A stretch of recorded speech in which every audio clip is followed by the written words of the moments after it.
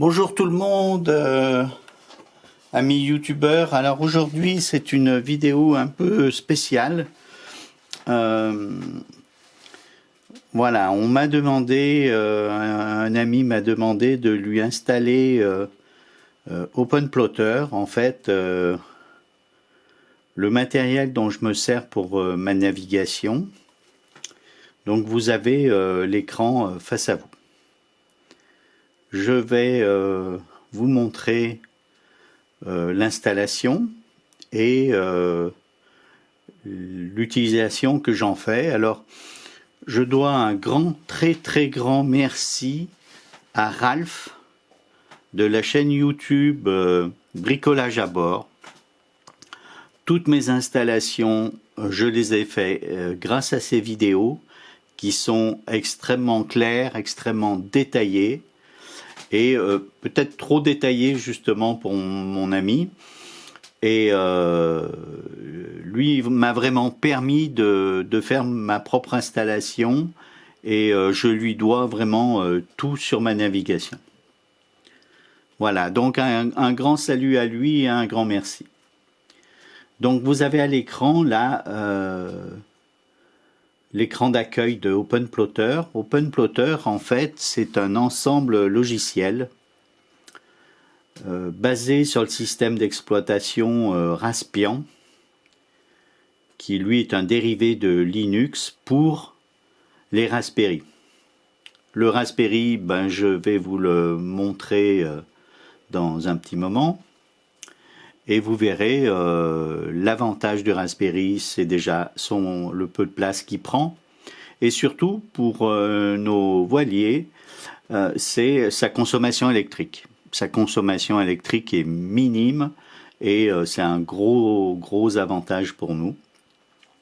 Et là, comme vous le voyez à l'écran, en fait, c'est un écran, un moniteur de 10 pouces tactile.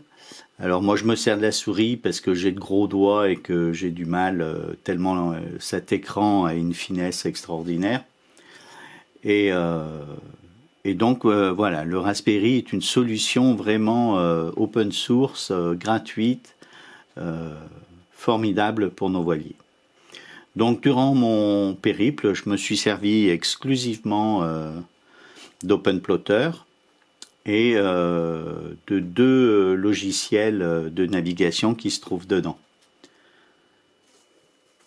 Donc voici par exemple, voilà, le lancement des applications. Comme Windows à un temps, ça se trouvait en bas et on avait toutes les applications qui se défilaient, hein, ça devait être Windows 7 ou 8. Et là, on a donc, par exemple, un accès à Internet, on a un lecteur vidéo, un visionneur d'images, des tas d'accessoires, et OpenPlotter qui est donc le package de logiciels pour la navigation. J'utilisais donc OpenCPN et on va le voir se lancer. Voilà, pour la première fois, et c'est pas très beau. Mais c'est pas très beau parce qu'en fait, il n'y a aucune carte de paramétrer dessus. Et même le GPS n'est pas reconnu. Alors on va voir ça petit à petit. Voici donc le Raspberry Pi. C'est un Pi 4. C'est avec cela que je peux naviguer. Sur ce Raspberry, vous pouvez voir qu'il y a un connecteur USB pour l'alimentation, c'est un connecteur USB-C. À côté, on a deux connecteurs HDMI. On pourrait brancher deux écrans dessus. On y trouve aussi quatre ports USB, deux USB 3 avec en bleu et deux USB 2 en noir. À côté, il y a un port pour un câble réseau Ethernet. Et voilà, c'est tout. Dessus, donc, il va falloir brancher un moniteur ou un écran télé. Il nous faudra mettre une alimentation. Et j'installerai aussi un petit réseau sans fil pour une souris et un clavier. Et le tour est joué, on va pouvoir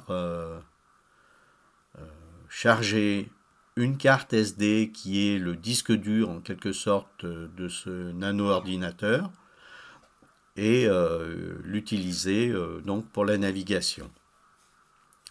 Je vais vous montrer ça petit à petit.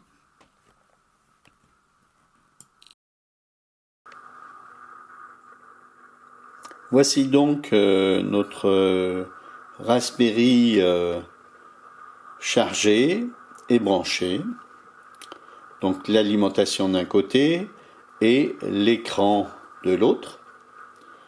Et nous avons aussi la souris et le clavier de branché par l'intermédiaire du sans fil.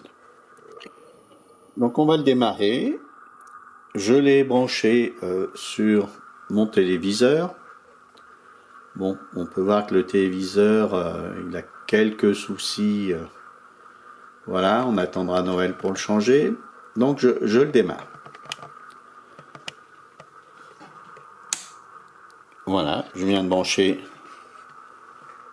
le courant.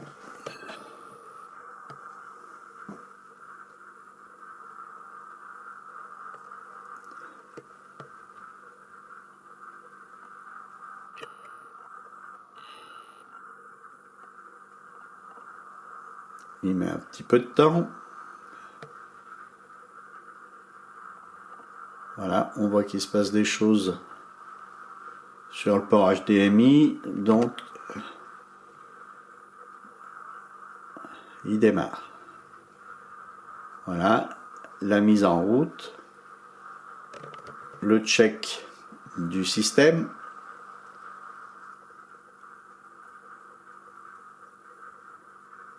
Et on va voir que